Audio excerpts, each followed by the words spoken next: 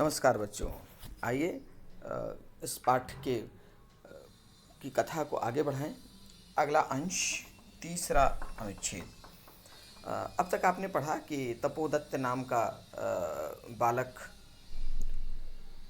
को इस बात की ग्लानि थी, पश्चाताप था कि उसने बचपन में अपने पिताजी के द्वारा बार बार डांटे जाने पर भी उसने कभी अध्ययन नहीं किया, पढ़ाई नहीं की, जिसके कारण उसके परिवार का हर व्यक्ति, हर सदस्य उसका अपमान करता और यहाँ तक कि उसके परिजन भी उसका उपहास उड़ाने लगे थे। तब उसके मन में आया कि वन में जाकर तपस्या के माध्यम से विद्या को प्राप्त करूं, और यह सोचकर वन गया था, जहाँ पर उसे एक व्यक्ति मिला जो कि नदी के किनारे रेत से पुल बनाने का प्रयास कर रहा था। उसको देखकर उसने उसका उपहास उड़ाया, मजाक उड़ाया कि यह तुम क्या कर रहे हो, रेती से पुल बनाने का प्रयास कर रहे हो। आइए अब इसके आगे देखें। पुरुषः भो तपस्विन्, हे तपस्वी, कथम माम उपरणसि। भो तपस्विन्, हे तपस्वी, मुझे क्यों माम उपरणसि मतलब मुझे रोकते क्यों हो। उपरणसि मतलब रोकते हो, बाधा पहुंचाते हो, मुझे क्यों रोक रहे हो। प्रयत्नेन किम न सिद्धम भवति। प्रयत्नेन प्रयास करने से किम सिद्धम न भवति, क्या सफल नहीं हो जाता। प्रयास करने से क्या सफल नहीं हो जाता। का आवश्यकता शिलानाम, पत्थरों की क्या आवश्यकता है। पत्थरों की क्या आवश्यकता है। हे तपस्वी, मुझे क्यों रोक रहे हो। प्रयास करने से क्या सफल नहीं हो जाता, क्या सिद्ध नहीं हो जाता। पत्थरों की तो आवश्यकता ही क्या है। सिक्ता भी एव सेतुम करिष्यामि। सिक्ता भी माने रेत से ही, एव माने ही, सिक्ता भी रेतों से ही, सेतुम करिष्यामि बांध बना लूँगा, पुल बना लूँगा। स्वसंकल्प दृढ़तया, अपने दृढ़ संकल्प से रेत से ही मैं सेतु बना लूँगा, रेत से ही मैं पुल बना लूँगा। तपोदत्ता आश्चर्य है। सिक्ता भी एव सेतुम करिष्यसि, रेत से ही पुल बना लोगे। सिक्ता जल प्रवाहे स्थास्यति किम। सिक्ता रेत जल प्रवाह, जल के प्रवाह में स्थास्यति किम, क्या ठहर जाएगा। क्या रेत जल के प्रवाह में ठहर जाएगा। आश्चर्य है, रेत से सेतु बना लोगे, क्या जल के प्रवाह में रेत ठहर जाएगा। भवता चिंतितम न वा। भवता मने आपने इसे सोचा है या नहीं। चिंतितम मने सोचा है, न वा या नहीं, आपने यह सोचा है या नहीं। पुरुषः सोत्प्रासम। पुरुष सोत्प्रासम मतलब मजाक उड़ाते हुए, उसका मजाक उड़ाते हुए, उसकी खिल्ली उड़ाते हुए। चिंतितम सोचा है। सम्यक चिंतितम भली भांति सोचा है, अच्छे से सोचा है। न अहम सोपान मार्गैः अट्टम अधिरोढ़ुम विश्वसिति। न मने नहीं, अहम मने मैं, सोपान मने सीढ़ी, मार्गैः रास्ते से, मैं सीढ़ी के रास्ते से, अट्टम मने अटारी, अट्टालिका पर, अधिरोधम चढ़ने में, न विश्वसनीय विश्वास नहीं करता। मैं सीढ़ी के मार्ग से, मैं सीढ़ी के द्वारा अट्टालिका पर चढ़ने पर विश्वास नहीं करता। अट्टालिका अर्थात मल्टी स्टोरी बिल्डिंग, जो अलग अलग अट्टालिकाएँ होती हैं, उसको कहते हैं अटारी। तो मैं सीढ़ी के मार्ग से अटारी पर चढ़ने पर, अट्टालिका पर चढ़ने पर, अधिरोधुम चढ़ने पर, न विश्वसनीय विश्वास नहीं करता। समप्लुत्य एव, सम उपलुप्त, उपलुप्त मने उछल कर, छलांग लगाकर। गंतुम क्षमो अस्मि, गंतुम जाने में, क्षमो अस्मि सक्षम हूँ, मैं छलांग लगाकर पहुँच जाने में सक्षम हूँ। मैं छलांग लगाकर वहाँ तक, एक छलांग में वहाँ तक पहुँच जाने में सक्षम हूँ।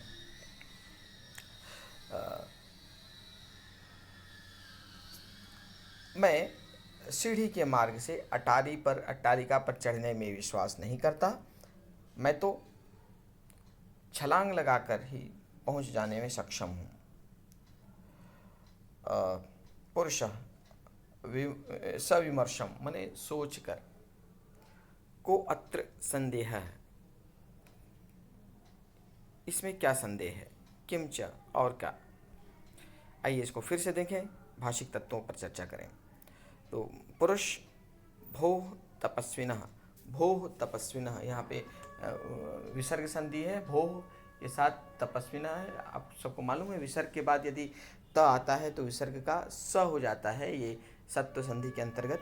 यहाँ भोः में विसर्ग है, जिसके बाद त आया है, इसलिए विसर्ग का स हो गया है। तो भोः तपस्विन, हे तपस्वी। ये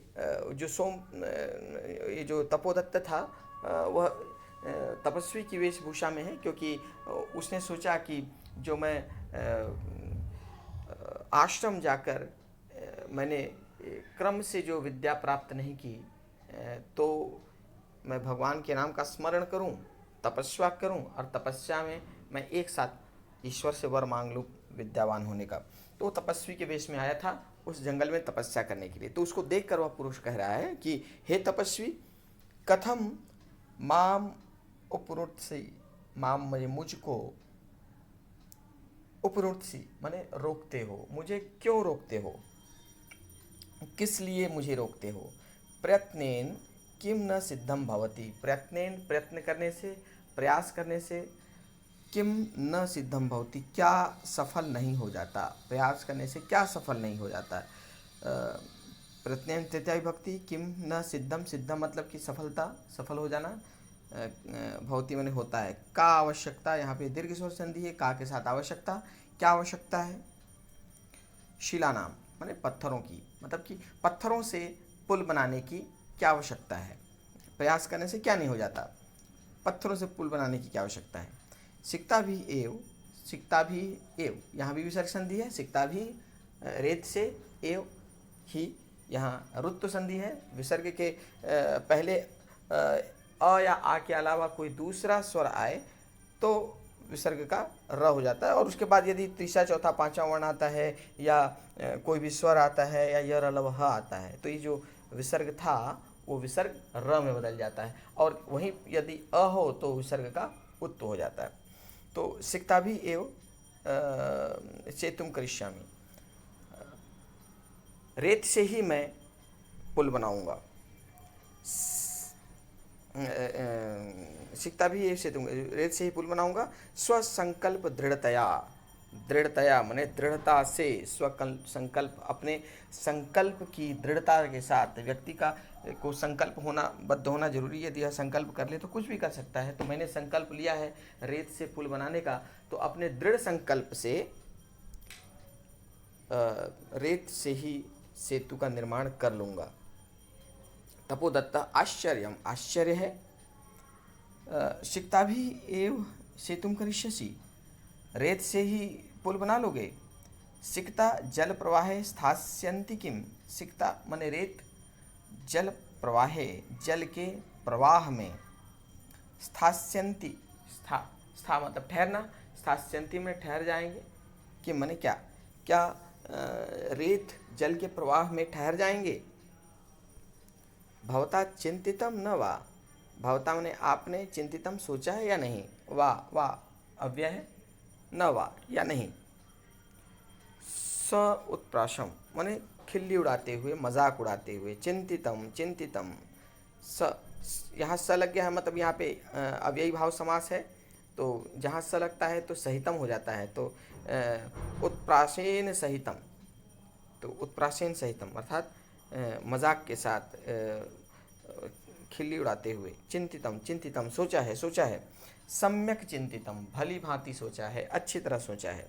न अहम सोपान मार्गई, मैं सीढ़ी के मार्ग से अट्टम माने अट्टालिका अधिरोढ़ चढ़ने में, विश्वस्मी न विश्वस्मी, मैं सीढ़ी के मार्ग से अट्टालिका को चढ़ने में विश्वास नहीं करता, नहीं रखता।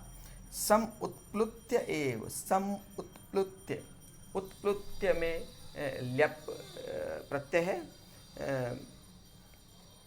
प्लुत धातु है, उसके साथ सम उपसर्ग लगा हुआ है, साथ में ल्यप प्रत्यय है। तो सम उत्प्लुत मतलब छलांग लगाकर, एव माने ही, यहाँ पे सम के साथ उत्प्लुत मिलके यहाँ पे संयोग है, म के साथ उ मिलके म पूरा हो गया मुंह, और उत्प्लुत्य के साथ एव मिलकर यहाँ पे यण स्वर संधि है। उत्प्लुत्य के अ के साथ